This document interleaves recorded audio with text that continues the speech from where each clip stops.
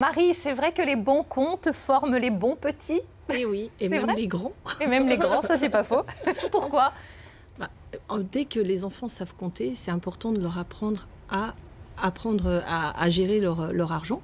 D'ailleurs, dans les programmes scolaires, dès 6 ans, dès l'entrée en CP, 6-7 ans, il y a une partie mesure en mathématiques où on apprend à compter l'argent. Alors au début, c'est juste des euros, 10 pièces pour avoir un billet. Puis après, quand on grandit, on gère les centimes. Voilà. Ok, c'est éducatif donc l'argent de poche. Ça peut l'être. Après, il faut justement l'accompagner. On ne donne pas seulement de l'argent de poche comme ça. Pascal, vous en donnez, vous, de l'argent de poche à vos enfants? Alors oui, aujourd'hui j'en donne. Autrefois, je n'en donnais pas. Et grâce à Marie, en fait, qui m'a coachée, parce que j'avais justement une pression par rapport aux marques. Il fallait que j'achète des vêtements de marque. Et moi, financièrement, je n'avais pas le budget. Donc, Marie, au secours, comment je fais? Et Marie me dit, donne-leur le budget que tu peux.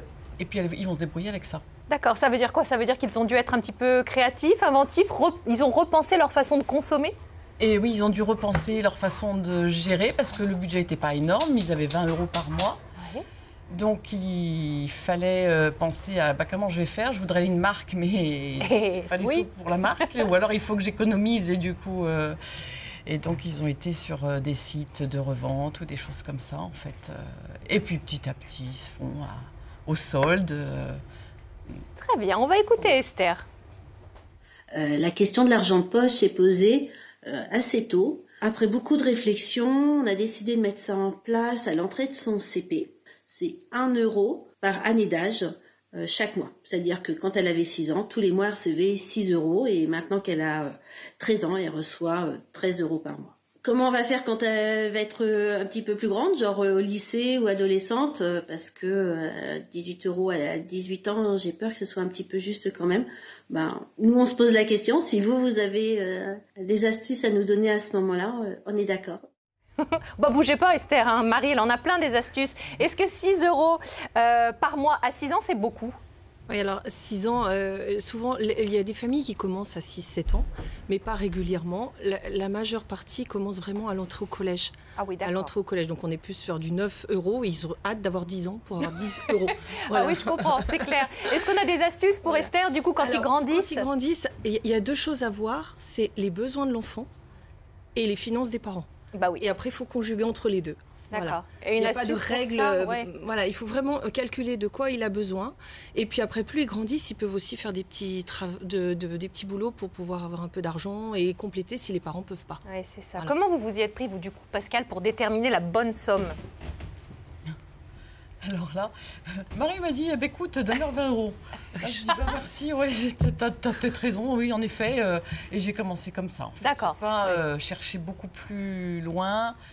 Ok. Est-ce qu'il n'y a que les parents qui donnent de l'argent de poche? Voilà. Là, non, puis vous savez qui est-ce qui la donne en premier, avant les parents? Papy, mamie. Avant papy, mamie. Ah bon? Parfois c'est papy, mamie, mais c'est la petite souris qui commence. Ah, mais c'est vrai. Mais oui. Mais oui. Ah oui, c'est vrai. Et oui, souvent les enfants, c'est la première pièce qu'ils ont sous l'oreiller, ils sont très contents. Et là, voilà, c'est après quand j'avais conseillé 20 € parce que Pascal était maman solo, donc il y a aussi ça. Il y a vraiment la configuration de la famille et les grands-parents peuvent aider évidemment. Oui, c'est vrai. Qu'est-ce qu'ils font de leur argent de poche? Alors vous, Pascal, c'est les vêtements, si j'ai bien compris. Parce que c'était vraiment le budget vêtements, parce que c'était là, sur ce plan-là, qui me stressait et que je n'arrivais pas à gérer. Je sentais bien que c'était pas possible. Donc c'est une argent de poche, c'est plus un argent pour un budget, le budget habit. Oui. Le reste, ils font des babysitting, ils se débrouillent. Et pour vous, Marie, globalement, qu'est-ce que font les enfants avec cet argent de poche? Alors, il y a plusieurs choses. Après, là aussi, les besoins sont différents et il y a des enfants qui, avec l'argent de poche, doivent tout financer. C'est-à-dire le repas de midi, le téléphone, etc. Parce que c'est ça, en fait. Il faut voir ce que prend en compte l'argent de poche. Si c'est juste pour se faire plaisir, pour acheter des choses qui ne soient pas forcément utiles mais agréables, voilà, on peut donner moins. Après, s'il faut financer la cantine, les livres, voilà. Mais plus ils grandissent et plus souvent ils ont accès à... Ils ne veulent plus aller à la cafétéria, il faut rajouter... C'est vrai. On va écouter Annabelle. Alors chez nous, il n'y a pas d'argent de poche. Nous privilégions la récompense par de l'argent pour des travaux effectués ponctuellement à la maison ou à l'extérieur. Je trouve que c'est bénéfique car ça leur apprend bien sûr la valeur de l'argent, que ça ne tombe pas du ciel, et en plus ils le dépensent moins volontiers ayant eu plus de difficultés à le gagner. Alors j'avais une question à ce sujet d'ailleurs. Y a-t-il une réelle différence entre la façon de faire des familles des villes et familles des campagnes? Merci. Bah ça c'est une vraie colle, figurez-vous. C'est vrai que chacun voit un petit peu midi à sa porte. Qu'est-ce que vous en dites de récompenser avec de l'argent? Alors moi, je suis pas pour. Je suis pas pour parce que après, on peut tomber vite dans du chantage. Donc, je pense que après, ça dépend. Si on avait récompensé sans que ça soit annoncé, que c'est une surprise, oui, là, ça va. D'accord. Mais c'est si on dit à l'enfant, bah, aie des bonnes notes et je te donnerai de l'argent, là, ça tombe dans du chantage et je trouve que c'est moins éducatif. Jean-Paul, comment vous faites avec vos deux petits-enfants? C'est 5 et 8 ans, hein, je crois me souvenir. Oui, absolument. Alors, ouais. J'ai encore beaucoup de chance parce qu'ils sont encore petits enfants, petits soucis. Oui, et je n'ai pas encore ce problème d'argent, non. D'accord. Vous avez des enfants, Thibaut? 3 filles. 3 filles, oh là là là là. Quel âge?